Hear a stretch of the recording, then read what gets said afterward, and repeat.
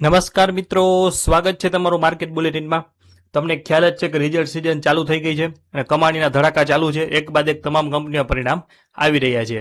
તો શેર બજારમાં અત્યારે કમાણીની મોસમ એટલે કે રિઝલ્ટ સિઝન પૂરબહારમાં ચાલી રહી છે અને આજે આપણે એક એવા વિડીયોમાં મળીએ છીએ તમારા માટે ખૂબ જ કિંમતી સાબિત થવાનો છે। કદાચ વિડીયો થોડોક લાંબો થશે, આપણે પ્રયત્ન કરશું કે ટૂંકો થાય, પણ કદાચ થોડોક લાંબો થાય તો પણ છેલ્લે સુધી જોડાયેલા રહેજો।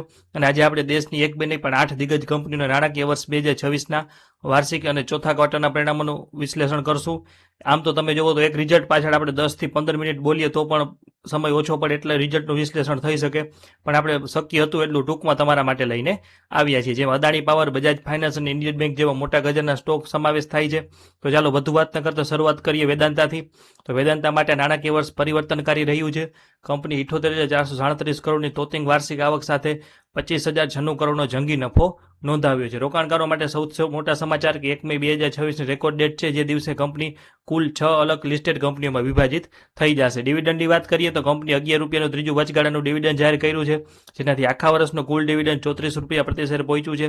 વધુમાં સરકાર સાથેના પ્રોફિટ પેટ્રોલિયમ વિવાદમાં 29 જુલાઈ 2026ના રોજ સુપ્રીમ કોર્ટમાં થનારી સુનાવણી કંપનીના ભાવિ કેશ ફ્લો માટે અત્યંત નિર્ણાયક સાબિત થશે। હવે વાત કરેલી અદાણી પાવરની, તો અદાણી પાવરે સાબિત કર્યું છે કે તે માત્ર આવક જ નહીં પણ નફાકારકતામાં પણ માહેર છે। વાર્ષિક ધોરણે એટલે કે વાય ઓન વાય નફો 12,749 કરોડથી વધીને 12,971 કરોડ થયો છે। ક્વાર્ટરના ધોરણે જોઈએ તો ડિસેમ્બર 2025ના 12,994 કરોડની સરખામણીએ માર્ચ 2026 ક્વાર્ટરમાં આવક વધીને 15,989 કરોડ થઈ છે। સૌથી આશ્ચર્યજનક બાબત એ છે કે માર્ચ ક્વાર્ટરનો નફો ગયા વર્ષના સમાન ગાળાના 2600 કરોડથી 64% ઉછળીને 4,271 કરોડ ઉપર પહોંચી ગયો છે। કંપની તેની ફ્યુલ કોસ્ટ 30,273 કરોડથી ઘટાડીને 29,168 કરોડ કરી છે, જે સીધી રીતે નફામાં દેખાઈ રહી છે। કંપનીની એનામત મૂડી પણ 61,079 કરોડ ઉપર પહોંચવી મજબૂત બેલેન્સ શીટનો પુરાવો છે। હવે વાત કરેલી બજાજ ફાઇનાન્સની, તો ગ્રોથની સાથે ડિવિડન્ડની ભેટ આપી છે। એનબીએફસી સેક્ટરના દિગ્ગજ બજાજ ફાઇનાન્સે ફરી એકવાર રોકાણકારોને ભરોસો જીતી લીધો છે। વાર્ષિક ધોરણે આવક 19% વધીને 21,989 કરોડ અને નફો 15% વધીને 19,332 કરોડ થયો છે। જો ક્વાર્ટર ઓન ક્વાર્ટરની સરખામણી કરીએ તો ડિસેમ્બરના 21,014 કરોડ સામે માર્ચ ક્વાર્ટરની આવક 21,606 કરોડ થઈ છે। જો કે વધતા પ્રોવિઝનિંગના કારણે ક્વાર્ટર ઓન ક્વાર્ટર નફો 5,674 કરોડથી સહેજ ઘટીને 5,553 કરોડ થયો છે, પણ ગયા વર્ષના સમાન ક્વાર્ટર કરતાં તે 22% વધુ છે। પ્રતિ શેર 36 રૂપિયાના જંગી ડિવિડન્ડની પણ જાહેરાત કરી છે, જે સાબિત કરે છે કે કંપની પોતાના નફાનો મોટો હિસ્સો શેરધારકોને વેચવામાં માને છે। હવે વાત કરી લઈ ઇન્ડિયન બેંક એટલે કે તમારી જાણીતી બેંક। ઇન્ડિયન બેંક માટે આ વર્ષે ક્લીન બેલેન્સ શીટનું વર્ષ રહ્યું છે।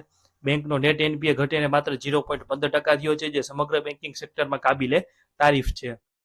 વાર્ષિક નફો 11,261 કરોડથી વધીને 11,704 કરોડ થયો છે।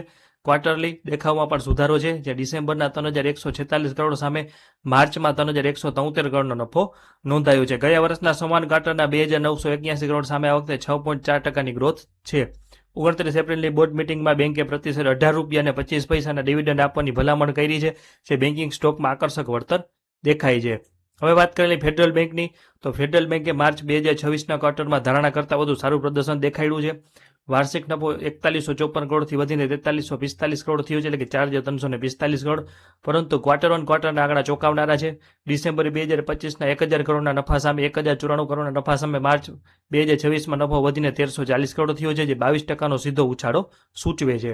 ગયા વર્ષના સમાન ક્વાર્ટરમાં ક્વાર્ટર 4 FY25ના 1,090 કરોડના નફા સામે આ વખતે 23%નો વધારો થયો છે અને બેંકે પ્રતિ શેર 1 રૂપિયો અને 20 પૈસાની ડિવિડન્ડની જાહેરાત કરી છે। વ્યાજની આવક 29,674 કરોડ ઉપર પહોંચવી એ દર્શાવે છે કે બેંકની લોન બુક સતત વિસ્તરી રહી છે। હવે વાત કરીએ નવીન ફ્લોરિનની, તો કેમિકલ સેક્ટરમાં નવીન ફ્લોરિનના પરિણામો માર્કેટ મૂવર સાબિત થયા છે।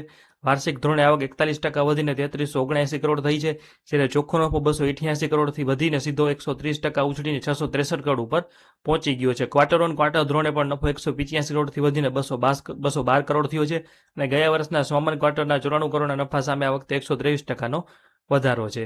આ શાનદાર દેખાવને લીધે કંપની 8 રૂપિયા અને 60 પૈસાના ડિવિડન્ડની જાહેરાત કરી છે, જેની રેકોર્ડ ડેટ 12 જૂન નક્કી કરવામાં આવી છે। હાઈ માર્જિન બિઝનેસ મિક્સના કારણે કંપનીની EPS પણ વધીને 130.67 થઈ છે। હવે વાત કરીએ એડોર વેલ્ડિંગ, તો એડોર વેલ્ડિંગ એન્જિનિયરિંગ સેક્ટરમાં પોતાની બાદશાહત બતાવી છે।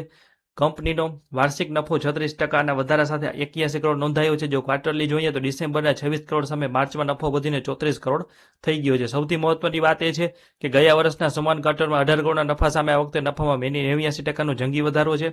કંપનીએ શેરધારકો માટે પ્રતિ શેર 23 રૂપિયાનું મોટું ડિવિડન્ડ જાહેર કર્યું છે. તો આવક અને નફામાં સતત સુધારા સાથે કંપનીની નેટવર્થ પણ વધીને 537 કરોડ થઈ ગઈ છે. હવે વાત કરીએ વકરાંગી લિમિટેડ. તો વકરાંગી લિમિટેડ માટે આ વર્ષ ટર્નઅરાઉન્ડ વર્ષ રહ્યું છે. કંપનીએ વોલ્યુમ છોડીને માર્જિન ઉપર ધ્યાન આપતા વાર્ષિક નફામાં 79% વધારો કરીને 11.1 કરોડ મેળવ્યા છે. સૌથી મોટી સિદ્ધિ એ છે કે કંપની હવે સંપૂર્ણપણે દેવામુક્ત છે અને ઓપરેટિંગ કેશ ફ્લો 63 કરોડ રૂપિયા પોઝિટિવ થયો છે, જે ગયા વર્ષે -25 કરોડ હતો. જો કે ક્વાર્ટરના ધોરણે આવક 64 કરોડથી ઘટીને 58 કરોડ અને નફો 1.6 કરોડ રહ્યો છે, પરંતુ કંપની પાસે 56 કરોડની કેશ સિલક હોવાથી ભવિષ્યના ગ્રોથ માટે મજબૂત પાયો નખાયો છે. તો મિત્રો, આ હતા 8 મોટી કંપનીઓના પરિણામોના સચોટ આંકડા અને વિશ્લેષણ. પરંતુ ખાસ નોંધ લેજો કે આ વિડીયો માત્ર તમારી જાણકારી અને એજ્યુકેશન હેતુ માટે જ બનાવવામાં આવ્યો છે. શેર બજારમાં રોકાણ જોખમને આધીન છે, તેથી કોઈ પણ સ્ટોકમાં રોકાણ કરતા પહેલા તમારા ફાઇનાન્શિયલ એડવાઇઝરની સલાહ જરૂર લેવી અથવા પોતાની રીતે પૂરેપૂરું રિસર્ચ કરવું. જો તમને આંકડાકીય માહિતી સારી લાગી હોય અને અમારું એનાલિસિસ ગમ્યું હોય તો આ વિડીયોને લાઇક કરવાનું ભૂલતા નહીં. તમારા રોકાણકાર મિત્રો સાથે માહિતી શેર કરી દેજો અને શેર બજારની આવી સચોટ અને ઝડપી અપડેટ મેળવવા માટે અત્યારે જ માર્કેટ બુલેટિન ચેનલને સબસ્ક્રાઇબ કરો અને બેલ આઇકોન ખાસ દબાવો, જેથી કોઈ પણ મહત્વનો વિડીયો તમારાથી મિસ ન થાય. તો ફરી મળીશું એક નવા અપડેટ સાથે. ત્યાં સુધી રજા આપશો. આભાર. અને આપનું મંતવ્ય અથવા કોઈ પણ પ્રશ્ન હોય તો કોમેન્ટ સેક્શનમાં જરૂર જણાવજો. આભાર. જોડાયેલા રહેજો.